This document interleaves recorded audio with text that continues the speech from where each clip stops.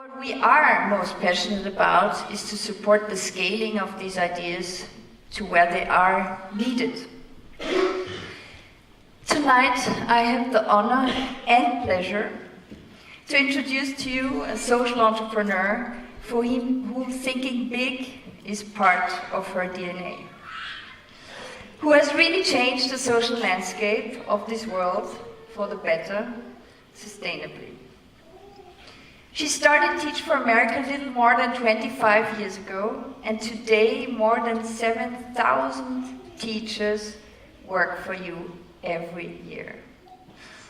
At the same time, she scaled Teach for All to 47 countries in this world.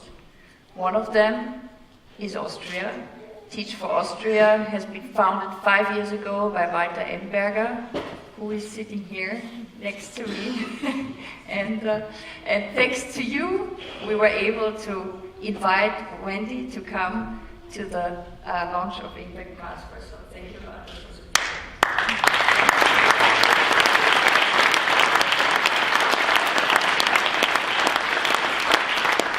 You have become, Wendy, one of the most impactful social entrepreneurs in this world. Ladies and gentlemen, please let's welcome Wendy Kopp.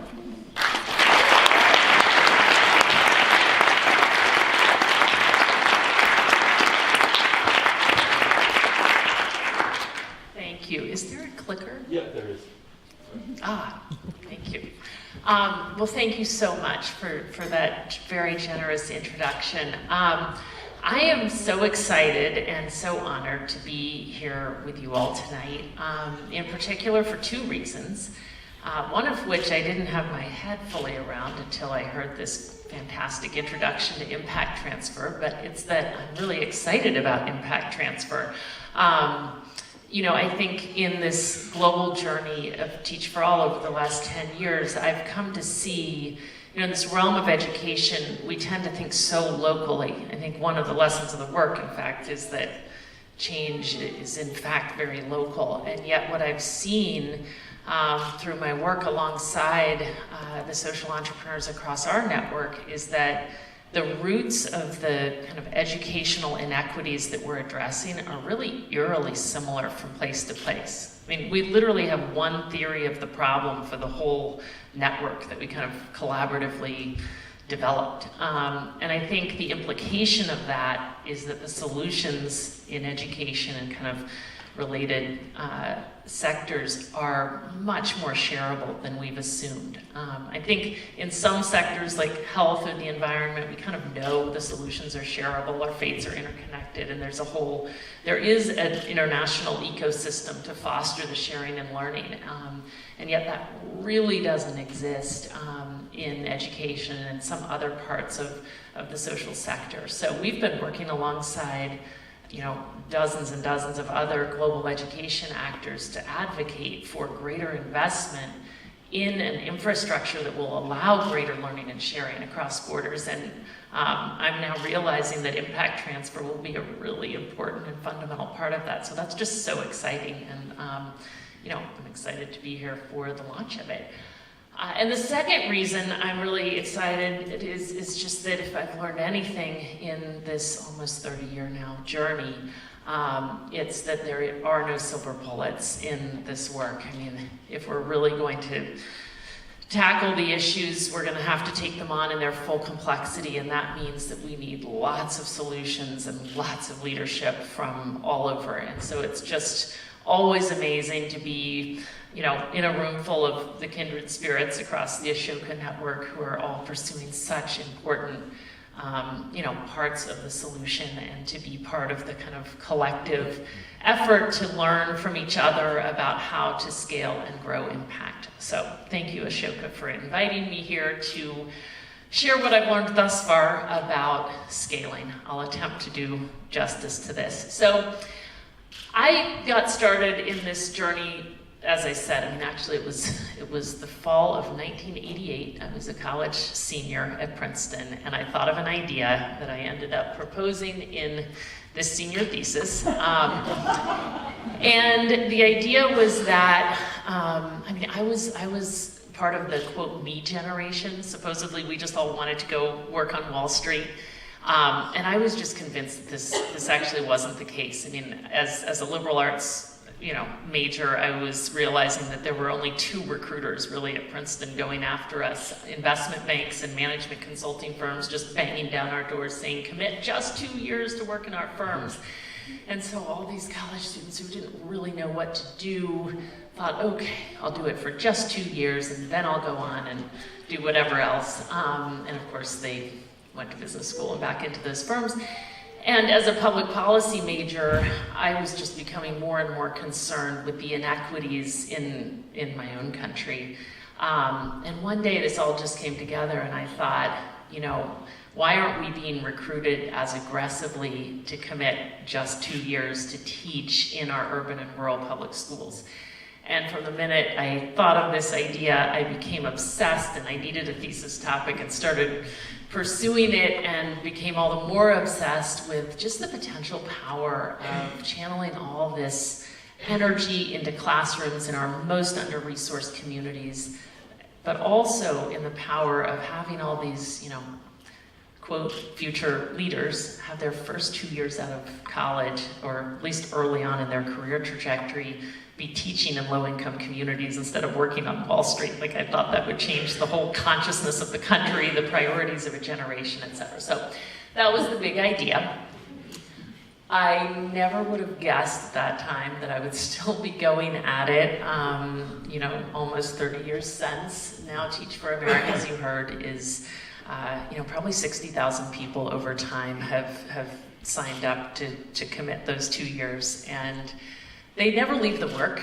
85% of those folks are still going at it. Most of them, the vast majority, in education, but many of them in related things like policy, or you realize how systemic the issues are when you're a teacher, and you realize we've got to take on the nutrition system and the public health system and the child protective services system, but they are still going at it in these kind of 53 communities across the country, and I've had the chance to start seeing the impact that makes in a community over time. If you're a kid being born in many of these communities today, your options really are significantly different than they were, as much as we still have to do, than they were, say 20 years ago.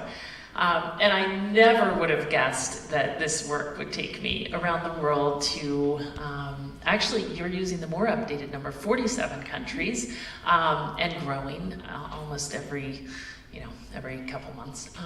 And so I'm excited to tell you the story of what I've learned in just the last 10 years since the launch of Teach for All, because I wish I knew at kind of the beginning of the whole journey what I've learned in just these last 10 years. So Teach for All began not because I was thinking globally. In fact, I had my head down and was fully focused on the massive challenges in my own country.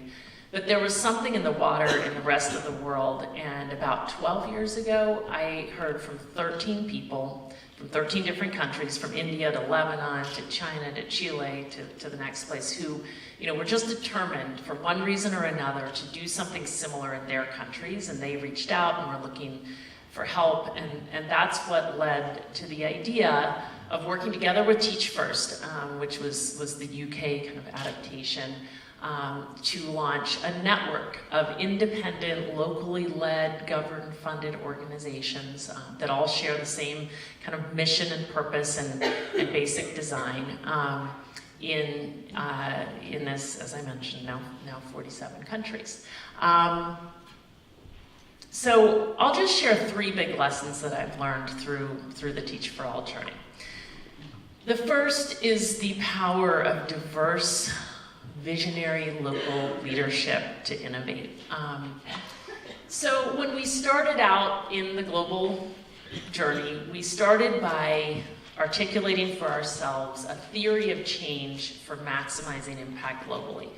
And I know that this is going to sound really simple, but we actually could have articulated different things. We decided that the path to maximizing impact globally was going to be to have 2 things equally working together. One being local social entrepreneurs with full ownership and vision for adapting this notion into their context, plus a platform for learning and sharing so that folks wouldn't have to reinvent the wheel. And we thought that that would be most likely to maximize impact, because then you'd have all these brilliant people around the world in very diverse contexts who would innovate on the approach, and then we could capture the innovations and spread them, and ultimately this would lead everyone to move more quickly. It did not take long for us to realize that we had landed on the right theory of change, primarily because of what we were seeing about the strength of the local innovation. So I think about, one of the first partners in the Teach for All network was Teach for India. It was founded by an Ashoka Fellow, actually, Shaheen Mistry, who was an Ashoka Fellow for her work over the previous 17 years in founding an incredible set of after-school programs called Akanksha.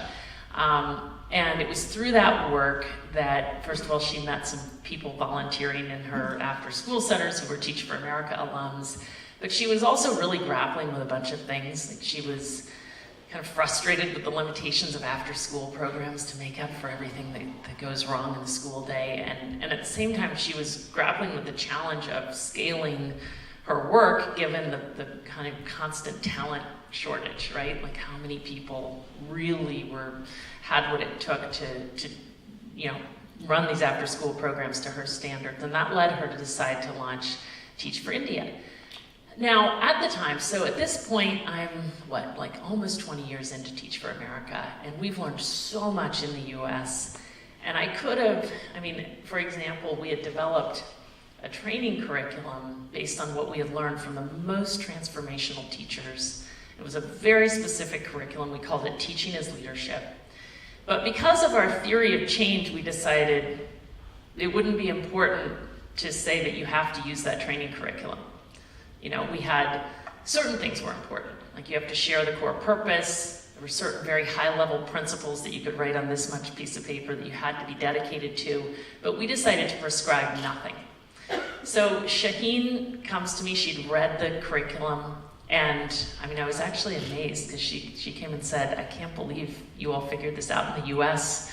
Like, I've figured out such similar things in India. And so she decided, I'm gonna take this curriculum, I'm not gonna start over from scratch. But then she decided she would change the way it was implemented. In the US, we had gone down a path at Teach for America of, we were focusing so heavily on building teacher skills and knowledge.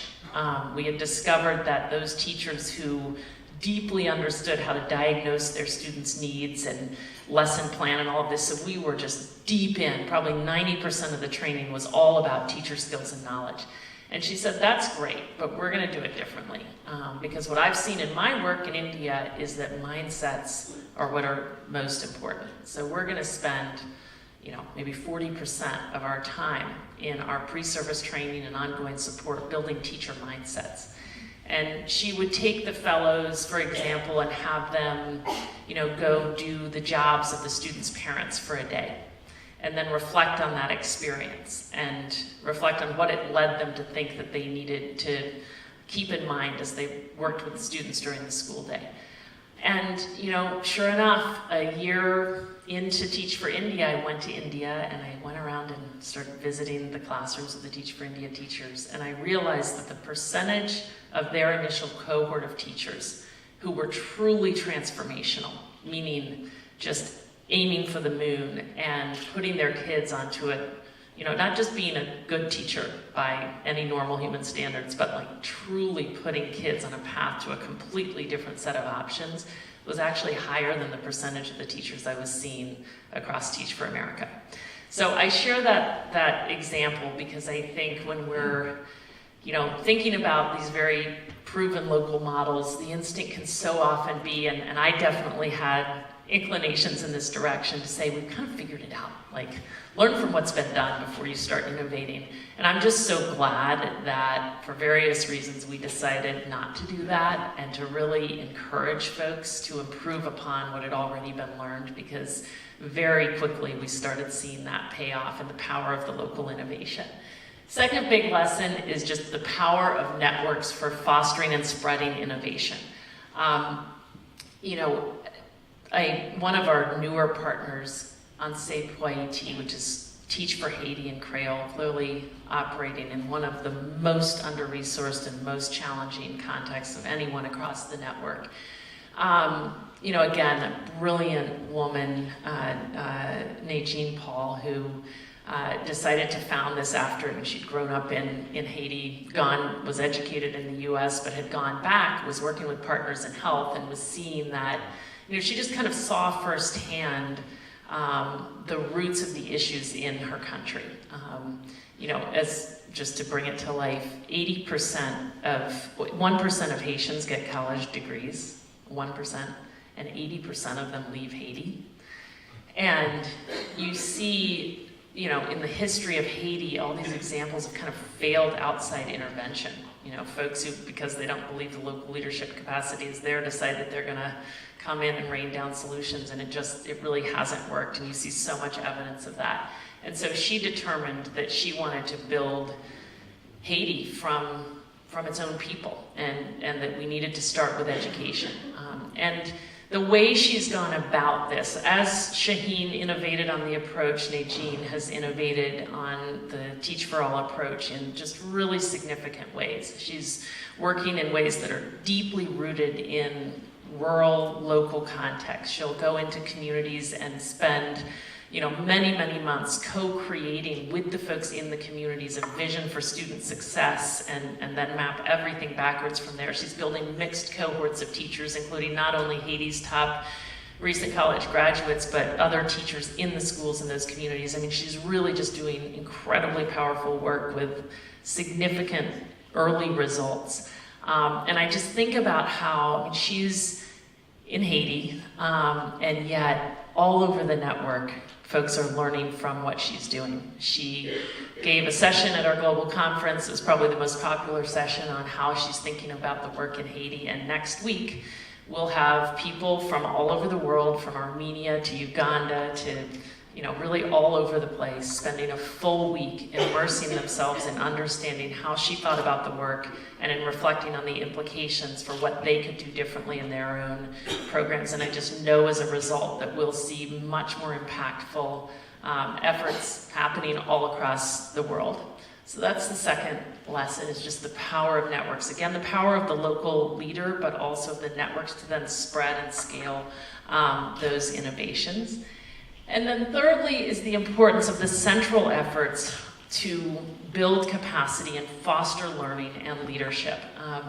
I think sometimes, you know, when I share these learnings around the power of networks, people start really wondering about, you know, but how do you ensure quality? And I think one important thing is just to be clear that this isn't about, it's not only about just unleashing the local leaders, it's also about having a strong center. And, you know, I think the way to think about it is in a more centrally managed or centrally controlled system, you know, just imagine freeing up all the resources and energy that go into the central management and central controls, and instead putting it all into supporting the local folks, helping to build their capacity, to foster their leadership, to help them learn from each other. And we've just seen, I mean, it's really not about trying to maintain quality, it's about trying to keep up with the network. Even today, I mean, I was here in Vienna, I actually had no idea this was happening, but I met 9 heads of recruitment, selection, and marketing from all over the network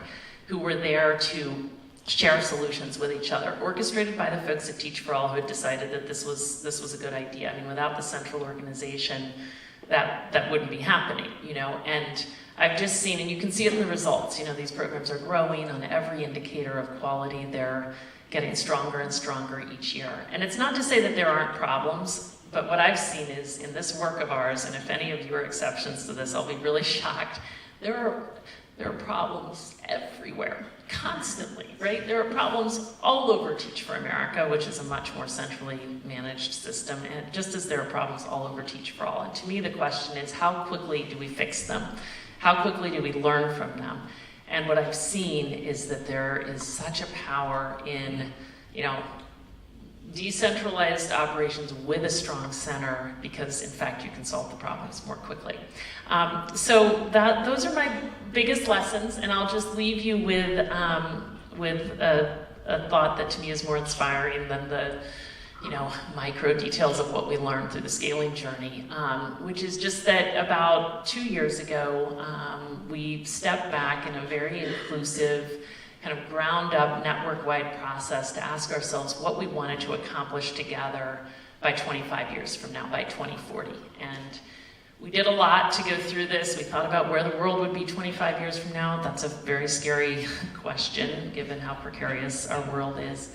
And we came together around this vision that by 2040, we would have whole communities in every part of the world enabling all of their children to have the education, support, and opportunity to shape a better future for themselves and for all of us, and that those communities would be inspiring and informing a worldwide movement to do that everywhere.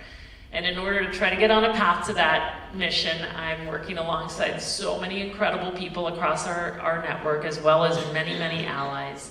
Working to be a source of more and more extraordinary leaders who can take us on a path to that vision, working to ensure that they're deeply interconnected and learning from each other in a really disciplined way, and kind of elevating the imperative of reimagining education altogether so that we're working towards the kind of outcomes that will enable our kids to be growing as leaders who can shape a better future.